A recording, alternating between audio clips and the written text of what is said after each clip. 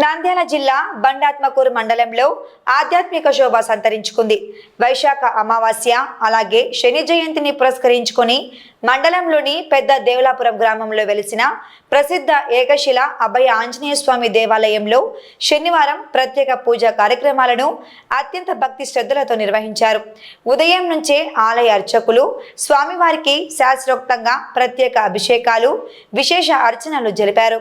శని జయంతి సందర్భంగా నవగ్రహ దోషాలు తొలగిపోవాలని కాంక్షిస్తూ భక్తులు పెద్ద సంఖ్యలో పాల్గొని స్వామివారిని దర్శించుకున్నారు. అనంతరం స్వామివారికి కనుల పండువగా మహా మంగళహారతి కార్యక్రమాన్ని నిర్వహించారు. ఈ పూజా కార్యక్రమాల్లో దేవలాపురం గ్రామ ప్రజలతో పాటు చుట్టుప్రక్కల గ్రామాల నుంచి భక్తులు భారీగా తరలివచ్చారు. ఆలయ కమిటీ సభ్యులు భక్తులకు ఎలాంటి ఇబ్బందులు కలగకుండా అన్ని ఏర్పాట్లు చేశారు. స్వామివారి కృపా కటాక్షాల కోసం భక్తులు వేచి ఉండి తీర్థ ప్రసాదాలు స్వీకరించారు. జై శ్రీరామ్, జై హనుమాన్.